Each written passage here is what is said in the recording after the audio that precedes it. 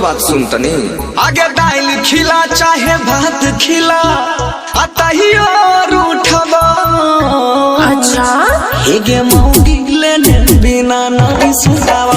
हेगे मौगी लेने बिना नहीं सुतावा। बुझली तो घर से बाहर फेंक देबो। हेगे मौगी लेने बिना नहीं सुतावा।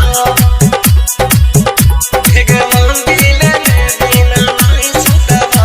हर दिन भर लागल रहै छी उहे में डाल दै छी कबो कबो हमारा मुहे में। आगे की करियो मौगी हमरा लागल छै लहत गे। इहे से कहबो कहबो होई जाय छै गलत गे। चोरे हेरे जनता जगवा के लोग दुसत।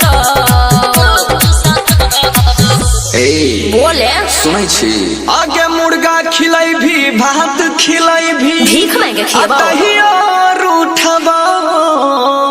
हाँ तो जो हेगे मौगी लेने बिना नहीं सुताबो।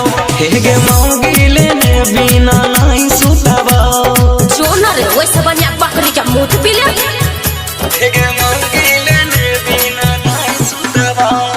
डीजे विकास लीगा सीतामढ़ी। हेगे मौगी लेने बिना नहीं सुताबो। कहते कहते होई गेलियो थे थर रे नहीं मानबे कढ़िया लेते लेते मोर रे। आगे मरबै तो मरबै लेने बिन नहीं छोड़बो। सुन हेगे मौगी रोजे सिल तोड़बो। तोरा मुंह में कोनो दिन कुत्ता मुतत।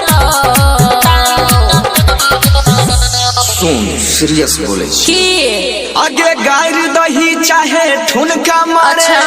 अतहियो नहीं रुकबो। चूल्हे में जोड़ देबो। हम दारू पीने बिना नहीं सुताबो।